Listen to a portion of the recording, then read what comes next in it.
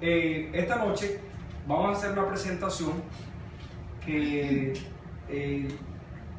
la tocamos así por arribita el día que salimos la iglesia de los peregrinos, el grupo Dios es Amor y la iglesia de Éfeso a alimentar a los hombres aquí en el downtown. Y presenté esto así, pero muy escueto, sencillamente porque había muchas visitas, y personas que no iban a entender la dinámica de lo que estábamos tratando ese día. Así que hoy vamos a ahondar un poquito más, y no es que sea difícil, sino que necesitamos un poquito más de tiempo para poder explicar en detalle. Vamos a orar. Señor, vamos a abrir tu palabra y estamos convencidos que tu palabra fue inspirada por el Espíritu Santo. Pero si el Espíritu Santo no desciende a este lugar a iluminar nuestras mentes, Señor, no vamos a entender. Por esa razón, en este momento, basado en lo que Cristo nos dijo y confiando en sus promesas, te pedimos que envíes el Espíritu Santo y que descienda sobre cada persona presente, para que le hagas entender, y no solamente entender, sino que le conceda fuerzas para practicar lo que tu palabra enseña. En el nombre de Jesús, amén. Amén. Hay un versículo en la Biblia que es el versículo más conocido de todos. Lo conocen los bautistas, lo conocen los testigos de Jehová, lo conocen los pentecostales, lo conocen los católicos, lo conocen los adventistas, todo el mundo lo conoce. Desde que los niños nacen y aprenden a hablar, en la iglesia se les empieza a enseñar ese versículo. Y se encuentra en Juan capítulo 3, versículo 16. ¿Cómo dice? Por tal manera a su Hijo unigénito, para que todo el que quiere crea no se pierda, mas tenga vida eterna. Lo conocemos. Y si no lo conocemos, lo vamos a aprender. Pero el texto dice, porque de tal manera amó Dios al mundo. Lo voy a leer. De tal manera amó Dios, San Juan capítulo 3, versículo 16. De tal manera, dice, de tal manera amó Dios al mundo, que ha dado a su Hijo unigénito, para que todo aquel que en Él cree no se pierda, sino que tenga vida eterna. ¿Pudieron encontrar? De tal manera amó Dios al mundo, que ha dado a su Hijo unigénito. Esto que ustedes ven aquí es un PowerPoint. No me gusta hacerlo con frecuencia porque me gusta predicar así con la Biblia, pero a esta presentación yo le llamo la geometría del amor de Dios. ¿Ok? La geometría, ¿lo pueden pasar? Ok, ahí está el texto. Ahora sí lo podemos leer todo, ¿verdad? Mirando así, 1, 2 y 3. Porque de tal manera amó Dios al mundo, que ha dado a su Hijo unigénito, para que todo aquel que en Él cree no se pierda, mas tenga vida eterna. Next. Ahora.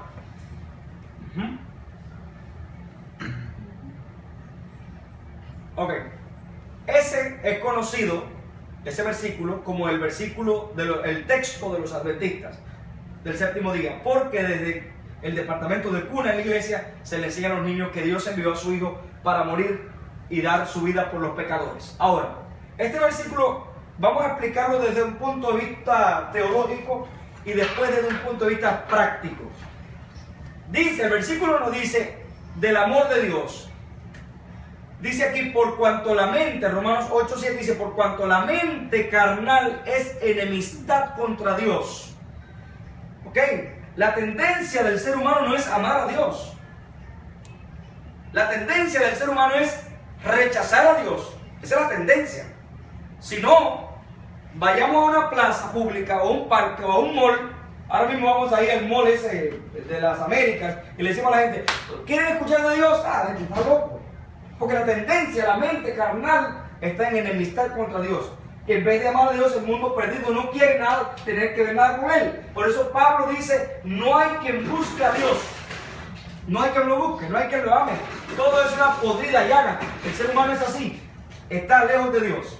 Eso lo dice el texto. Segundo, el texto nos dice del gran don de Dios, del gran regalo de Dios. Dice, porque de tal manera amó Dios al mundo que ha dado. Es una dádiva, es un regalo. Dio a su Hijo unigénito. Lo dio para que a través de la encarnación, para nacer a través de la encarnación, y lo dio para morir a través de la crucifixión. ¿Ok? Nace a través de la encarnación, que es como Dios se hace carne. Y eso es un misterio. ¿Sabían eso? Es un misterio. ¿Cómo Dios entra en el vientre de María? Eso es un misterio, no se puede explicar, es inexplicable, sencillamente. Así que a veces, si queremos encontrar el único método teológico para explicarlo, se llama la encarnación. Dios se hizo carne. Punto. La Biblia no da más revelación sobre eso. Y lo dio también para morir a través de la crucifixión. Cristo murió en la cruz. Yo estaba mirando en estos días una entrevista que le hicieron a Jim Caviezel, que fue el actor de la película La Pasión, que hizo de Cristo. Interesante, dice todas las cosas que sucedieron mientras filmaban la película, pero lo que más me llamó la atención es que dice, hubo una conversión, hubo una persona que se convirtió en cristiano, filmando un actor de la película que se convirtió en cristiano. ¿Saben quién fue? El que hizo de Barrabás. El señor que hizo de Barrabás, ahí le entregó su vida al Señor mientras filmaba la película. La película de la crucifixión. Dios dio a su Hijo para nacer a través de la encarnación, para morir a través de la crucifixión. Ahora, tercero, el texto nos dice la manera de recibir ese don. Dice, porque de tal manera amó Dios al mundo que ha dado a su Hijo unigénito para que todo aquel que en Él cree. Esa es la forma de recibir el don, el regalo.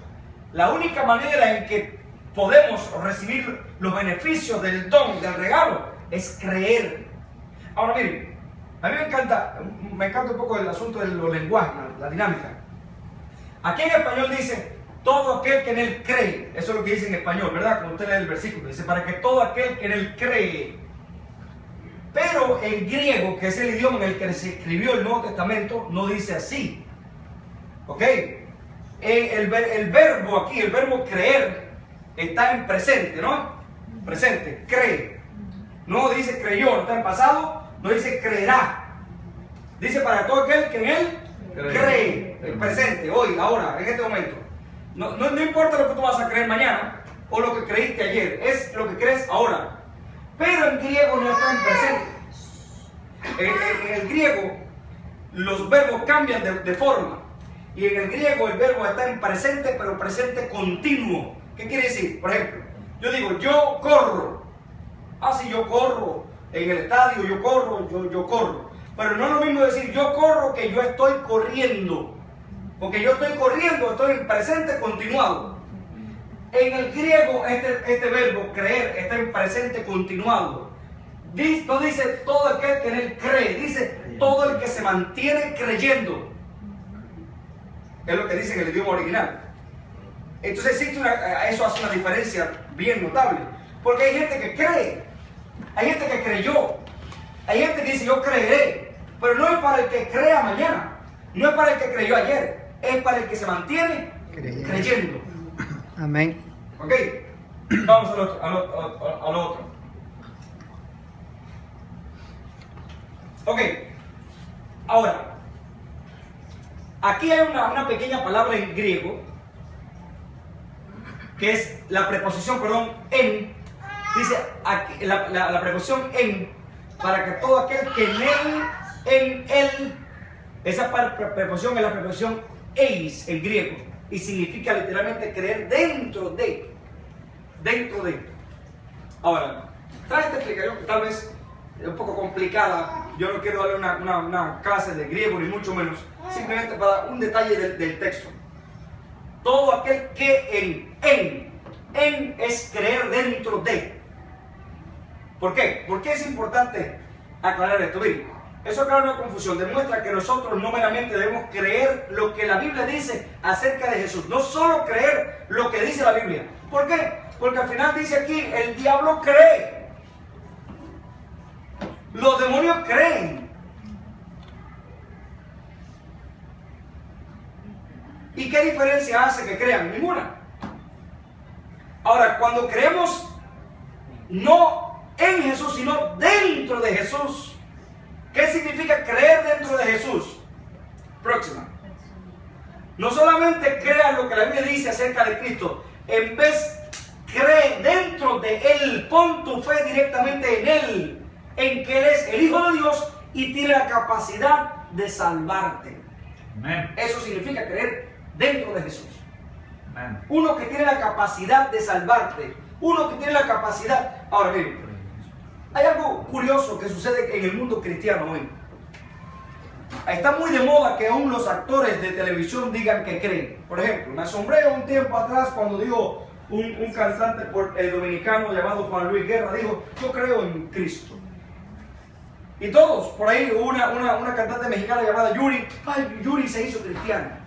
Ahora está de moda como que los artistas se hagan creyentes, pero se hacen creyentes, pero no cambian su estilo de vida para nada. No hay ningún cambio. ¿Qué significa eso? Que ellos no creen. Son como el diablo, creen, pero el creer no afecta en nada a su vida, su estilo de vida. Ahora, creer dentro de Jesús significa creer en alguien que te puede salvar. Y la mayoría del mundo cristiano hoy sabe lo que pasa, cuál es el accidente más fatal que tienen los cristianos hoy, que solamente creen en un Jesús histórico. Jesús para ellos está muerto en las páginas de la Biblia. Para mucha gente no creen en un Jesús que puede salvarlos. Y tal vez nosotros los cristianos seamos los culpables de que el mundo no crea. ¿Saben por qué? Porque muchas veces exclamamos, incluso como exclamó aquel famoso filósofo francés Federico Nietzsche, que dijo, Dios ha muerto. Dios ha muerto, dijo él. Porque muchas veces Cristo para nosotros es un personaje histórico que está en las páginas de la Biblia. Pero déjame decirte algo. Porque de tal manera amó Dios al mundo, no está en el pasado, eso está en el presente. El Jesús de la Biblia es el Jesús que viene y está a tu lado en medio de tus problemas y te extiende la mano y te saca del lodo cenagoso. Amén. Por eso dice el texto, el ángel de Jehová acampa alrededor de los que le temen y los defiende. Próximo. El versículo nos dice los resultados de recibir el don, el regalo, el resultado de aceptar la muerte de Cristo. Si tú crees y te mantienes creyendo, no te perderás, sino que tendrás vida eterna. Ese es el regalo, vida eterna. Pero hay un problema en esto. Adelante. Hay un problema. En esto hay un problema y quizás usted diga, ¿cuál es el problema? Un problema difícil de resolver. El texto nos dice, de tal manera, ¿qué cosa? Amó Dios al mundo. Pero ¿cuál es la manera en que Dios amó al mundo? ¿Cuál? Ahí la Biblia no lo dice. Pero ¿de qué manera amó Dios al mundo? Imagínense, por ejemplo, cuando Juan, que fue el que escribió este texto, estaba escribiendo, siendo inspirado por el Espíritu Santo, Juan quería buscar una analogía para identificar o para ilustrar cómo Dios ama al mundo. ¿Ok? Y dice Juan, Dios ama al mundo como el hermano ama al hermano. ¿Qué les parece? ¿Qué les parece? ¿Cuántos tienen hermanos aquí? Hermanos. Yo tengo 2 hermanos, menores que yo los 2. Y cuando éramos muchachos, ya somos adultos los 3. Yo tengo hijos, mi hermano segundo tiene hijos, el tercero todavía no tiene hijos. Pero cuando éramos muchachos los 3, aquello era una batalla campal en mi casa. Varones los 3, mi madre quería volverse loca con los 3 muchachos aquellos. ¿Ok?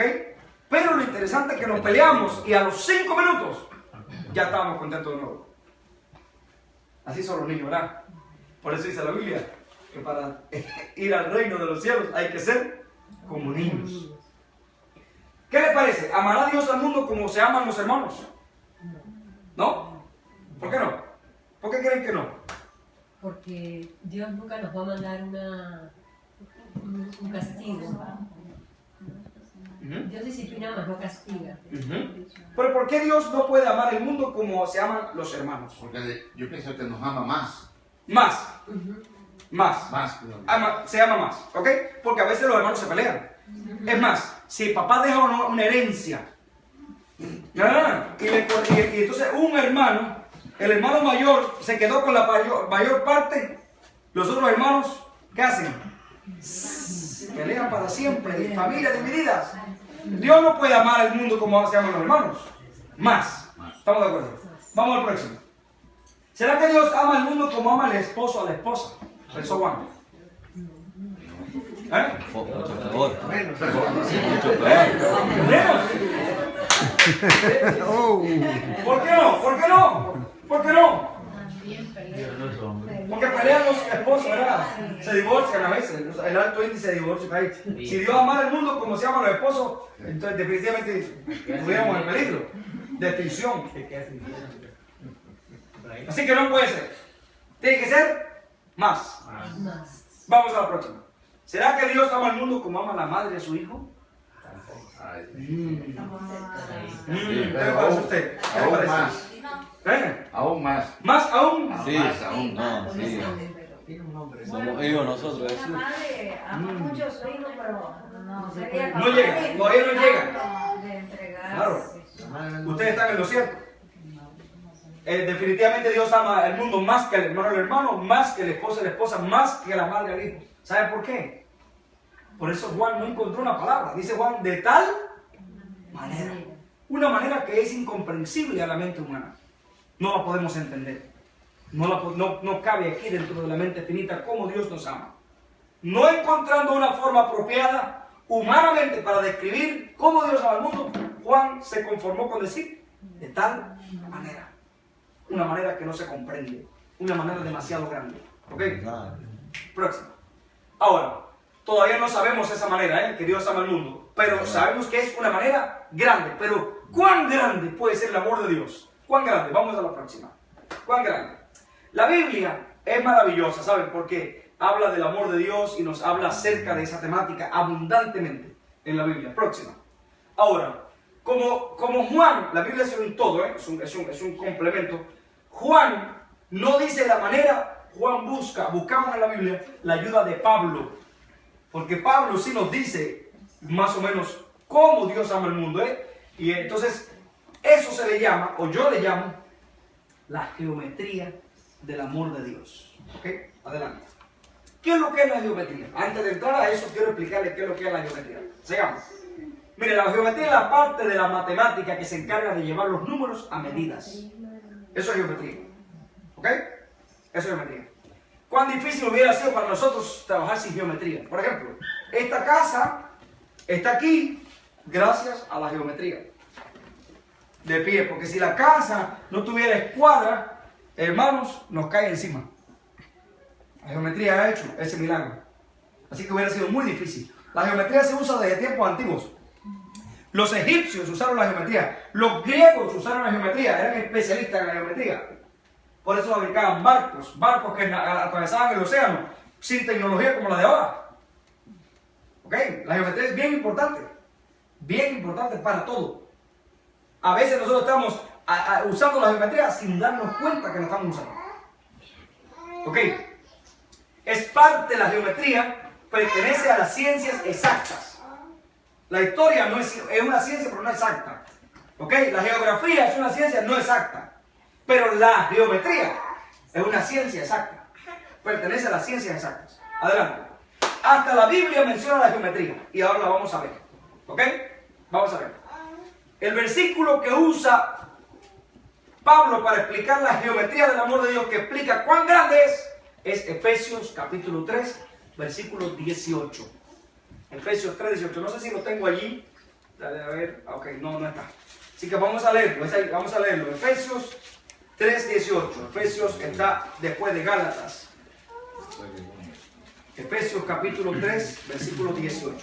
Seáis plenamente capaces de comprender con todos los santos cuál sea la anchura, la longitud, la profundidad y la altura. Muy bien.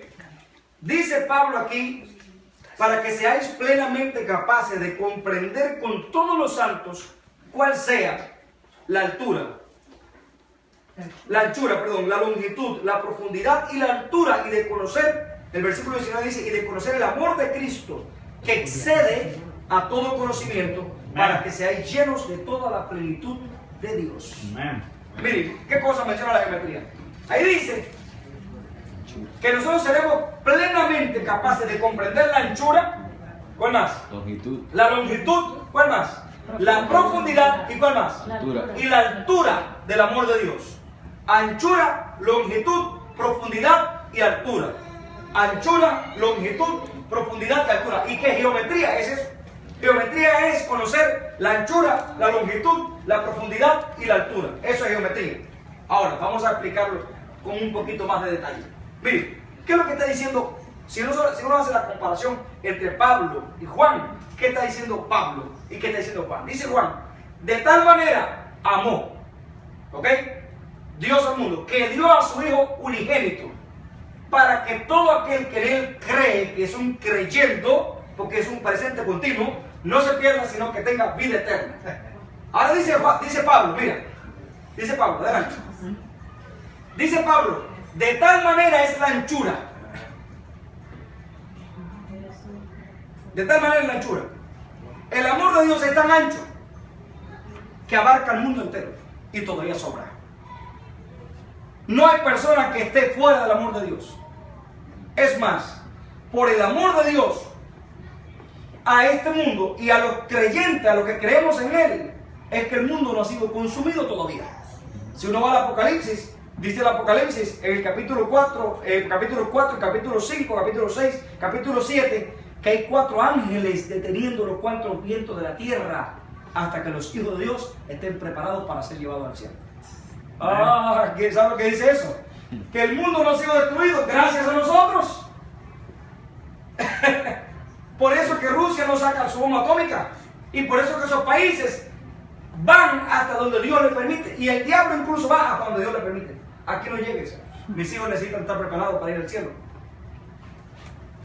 El amor de Dios es tan ancho que abarca el mundo. Pero dice que dio a su Hijo unigénito.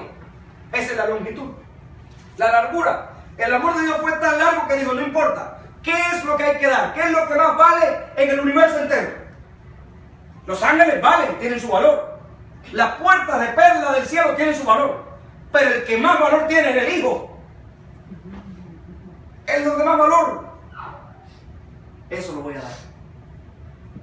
Voy a ir hasta donde tenga que ir. Lo lejos que tenga que ir. Para rescatar al ser humano. Para darle vida eterna. Si tengo que dar a mi Hijo, lo doy, dice Dios. Lo más precioso que tiene el cielo.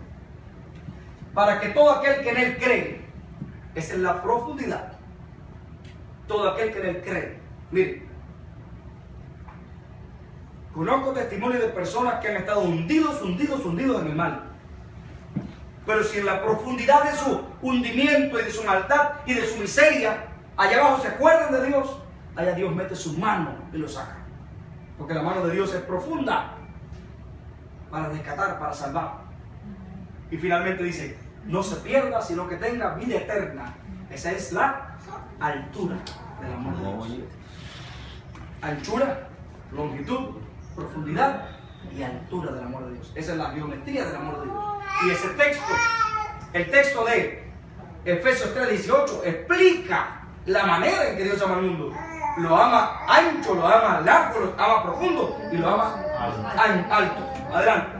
Ahora miren, el amor de Dios es tan ancho que el mundo entero cabe dentro de él. El amor de Dios es tan largo que puede alcanzarnos aunque estemos lejos. El amor de Dios es tan profundo que aunque estemos hundidos, Él, si clamamos, nos escucha y nos rescata, nos levanta. Y el amor de Dios es tan alto que promete vida eterna a sus seguidores. Por eso vale la pena aceptar el amor de Dios. Vale la pena. Vale la pena invertir. Adelante. Conclusión. Esto tiene una conclusión.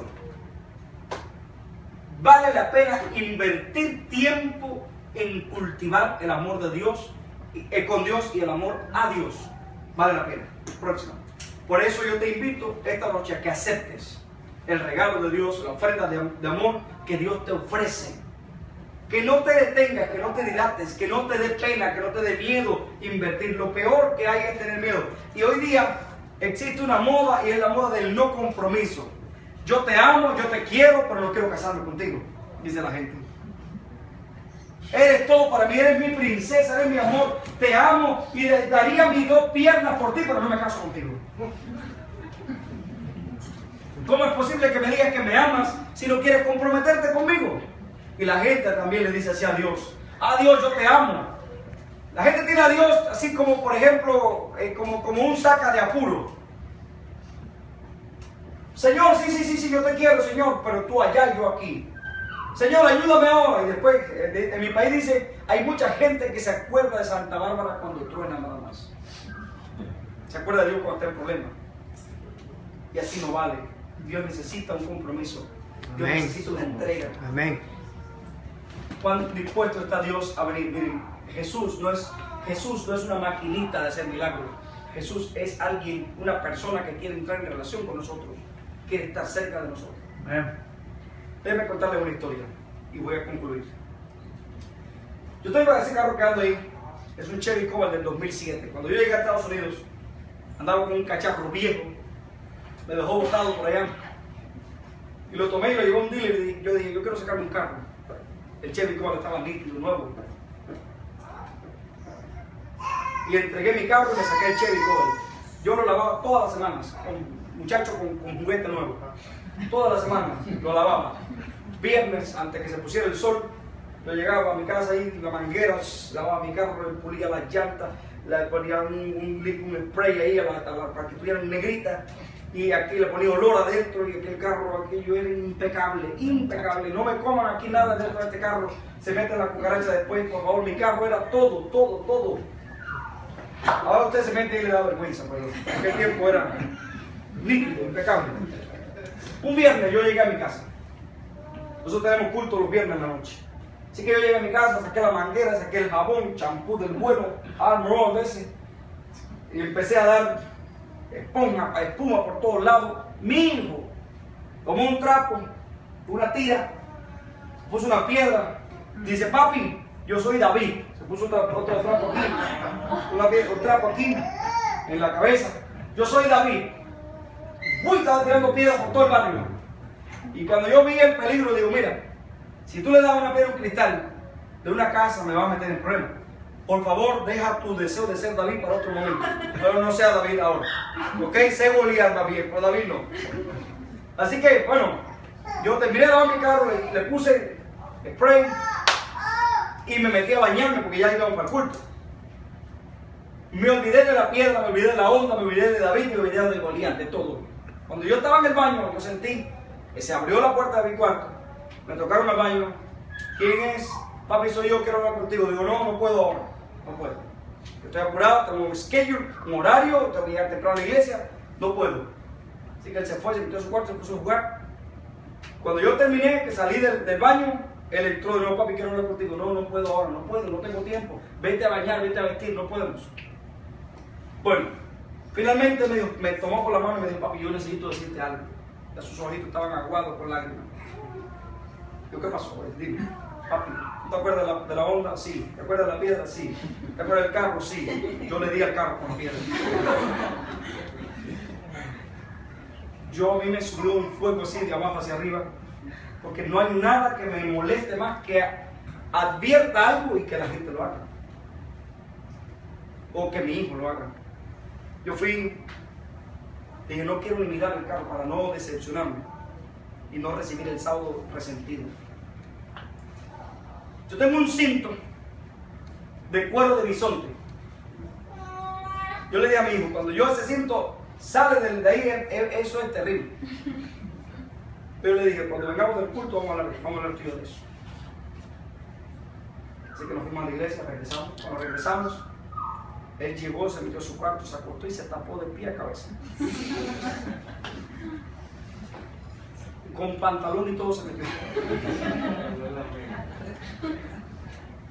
Todos los días él llegaba a la casa y me decía, papi, ¿puedo ir a dormir con ustedes? Yo le decía, a veces le decía ven, a veces decía no. Pero generalmente se metía, sí, terminaba durmiendo con nosotros. Ese día ni siquiera nos medí. Quiero dormir con ustedes. Y me quedé con ustedes. Como yo vi, se apagaron todas las luces y yo no sentí mucho movimiento. Entonces yo lo llamé y le digo, Santiel quiere venir a dormir con nosotros. ¿Se puede ir, papi? Digo, sí. Me vino inmediatamente. Yo sentí las paticas pequeñitas. Se metió en la sábana con nosotros. Y en un segundo estaba durmiéndose en mi almohada. Recuerdo que la luna estaba clara. Abrí la ventana y la luna se metió. Y yo lo miré. ¿Y saben lo que pensé? No me importa todo lo que hiciste, arruinaste mi carro. Pero nada va a impedir que yo siga amando. Aunque hayas arruinado lo que yo quería. Porque te quiero más a ti que ese aparato que está ahí. lo abracé y lo besé. Inmediatamente pensé y dije, ¿cuántas veces Dios descenderá a mi almohada y yo estoy durmiendo? Y Dios me dirá, hoy quise hablar contigo y no me diste la oportunidad de saludarte a tus amigos. Hoy hablaste con todo el mundo por teléfono, ni siquiera me dedicaste una oración a mí. Pero yo te sigo amando porque soy tu Dios. Yo te hice. Estoy convencido que muchas veces Dios desciende a tu almohada en la noche, aunque tú no lo veas. Dios está allí acariciándote la cabeza y diciéndote, no importa lo que hiciste contra mí hoy, yo te amo porque soy tu creador. Porque Dios no es una utopía que quedó en el pasado, Dios es una realidad que quiere entrar en relación contigo. Dice la Biblia que si siendo malos Él nos amó, cuánto más nos amará si nos acercamos a Él. Por eso yo te invito esta noche a que pienses en serio en el regalo que Dios te está haciendo a través del regalo de la salvación, de la vida eterna. Dios quiere entrar en una relación estrecha contigo. Tu preciosa unción, ven Espíritu, ven Espíritu.